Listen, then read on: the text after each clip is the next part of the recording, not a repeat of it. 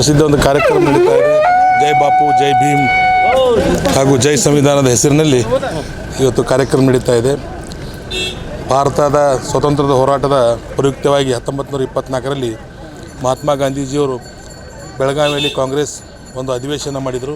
ಅದರ ಅಧ್ಯಕ್ಷತೆಯನ್ನು ವಹಿಸಿದರು. ಅದರ ಸವಿ ನೆನಪಿಗಾಗಿ ನಮ್ಮ ಕಾಂಗ್ರೆಸ್ ಪಕ್ಷ ಹಾಗೂ ಕರ್ನಾಟಕ ಸರ್ಕಾರದ ವತಿಯಿಂದ ಇವತ್ತು ಈ ಕಾರ್ಯಕ್ರಮ ನಡೀತಾ ಇದೆ. ಜೊತೆಗೆ ನಮ್ಮ ಭಾರತ ದೇಶಕ್ಕೆ ಸಂವಿಧಾನವನ್ನು ಕೊಟ್ಟಂಥ ಬಾಬಾ ಸಾಹೇಬ್ ಅಂಬೇಡ್ಕರ್ ಅವರ ಒಂದು ಸವಿ ನೆನಪಿಗಾಗಿ ಕಾರ್ಯಕ್ರಮ ನಡೀತಾ ಇದೆ.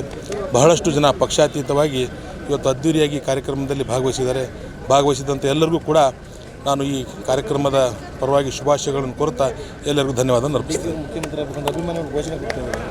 ಅಲ್ಲ, ಅದರ ಬಗ್ಗೆ ಎಲ್ಲ ಮಾತಾಡ್ತಾರೆ ದೊಡ್ಡವರು. ಅದರ ನಮ್ಮ ಪಕ್ಷ ತೀರ್ಮಾನ ತೊಗೊತೈತೆ. ಹೈಕಮಾಂಡ್ ದಿಲ್ಲಿಯವರೆಲ್ಲ ತೀರ್ಮಾನ ತೊಗೊತಾರೆ. ಅದು ಮುಂದಿನ ದಿನಗಳಲ್ಲಿ ಯಾವ ರೀತಿ ಬೆಳವಣಿಗೆ ಆಗ್ತೈತೆ ನೋಡೋಣ. ನೀವು ಕೂಡ ಕಾರ್ಯಕ್ರಮ ಭಾಗಿಯಾಗಿದ್ದೆ, ಹೇಗೆ ಅನಿಸುತ್ತೆ ಸರ್? ಹೌದು, ಇದು ಒಂದು ಐತಿಹಾಸಿಕ ಕಾರ್ಯಕ್ರಮ. ನಾವೆಲ್ಲ ತುಂಬ ಪುಣ್ಯವಂತರು. ಯಾಕಂತೇಳಿದ್ರೆ ಈ ಶತಮಾನೋತ್ಸವ ಕಾರ್ಯಕ್ರಮದಲ್ಲಿ ನಂದು ವಿಶೇಷ ಪುಣ್ಯ ಅಂತ ಹೇಳಿದರೆ ಇದೇ ಸಂದರ್ಭದಲ್ಲಿ ನಾನು ಕೂಡ ಹೊಸದಾಗಿ ಶಾಸಕನಾಗಿ ಆಯ್ಕೆಯಾಗಿದ್ದೇನೆ. ನನಗೆ ತುಂಬ ಖುಷಿ ಆಗ್ತಾಯಿದೆ ಮತ್ತು ನನ್ನ ಕ್ಷೇತ್ರದ ಸಾವಿರಾರು ಜನ ಇವತ್ತು ಈ ಕಾರ್ಯಕ್ರಮಕ್ಕೆ ಬಂದಿದ್ದಾರೆ.